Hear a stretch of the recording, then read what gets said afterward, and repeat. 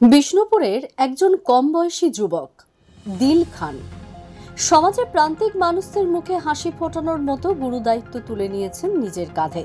অন্যায়ের বিরুদ্ধে প্রতিবাদী এই যুবক সোশ্যাল মিডিয়ায় বেশ জনপ্রিয়।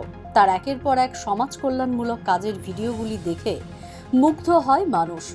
দিন দিন তার অনুরাগীদের সংখ্যাও বেড়ে চলেছে চোখে পড়ার মতো। একান্ত নিজ উদ্যোগেই বাঁকুড়ার বিষ্ণুপুরে আয়োজন করেছিলেন একটি রক্তদান শিবিরের। কিন্তু এই রক্তদান শিবিরে সারা জাগানো সংখ্যার মানুষ আসেন স্বেচ্ছায় রক্তদান করতে। সংখ্যাটি প্রায় ১,৫০০ ছাড়িয়ে গেছে।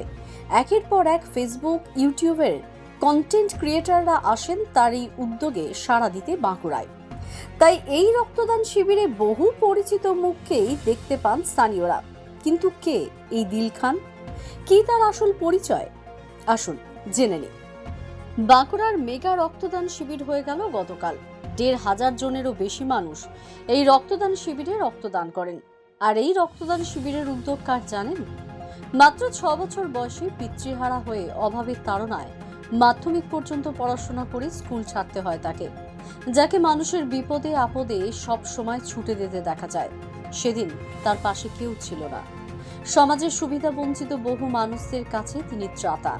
তারই কারণে ৫০ জনেরও বেশি মানুষ আজ হাঁটতে পারছেন।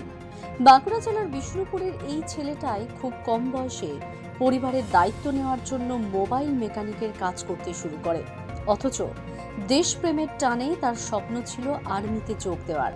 সে স্বপ্ন অধরা থাকলেও তবু বেড়ে ওঠার সঙ্গে সঙ্গে অন্যায় দেখলে ঝাঁপিয়ে পড়ার মানসিকতা প্রকাশ পায় দিল খানের।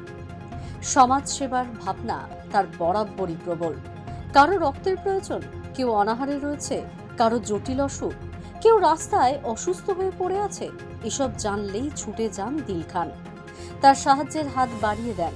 গোটা রাজ্যে তিনি ঘুরে বেড়ান, মানুষের পাশে দাঁড়ান। তার এই ব্যক্তিত্বের জেরে বহু মানুষ অনুরাগী হয়েছেন। তবু এমন মানুষকেও এত ভালো কাজের পরেও বারবার প্রতিকূলতার সম্মুখীন হতে হয়েছে। বিভিন্ন সময় সমালোচনার শিকার হয়েছেন দিল খান, তবু নিজের লক্ষ্যে এগিয়ে চলেছেন তিনি। সমাজের এরকম দোলাচল সময়ে দিল খানের মতো মানুষ আছেন বলেই সমাজের প্রান্তিক মানুষরা বেঁচে থাকার আশা খুঁজে পান। দ্য সহজ পাঠ, সহজ কথা, সঠিক তথ্য।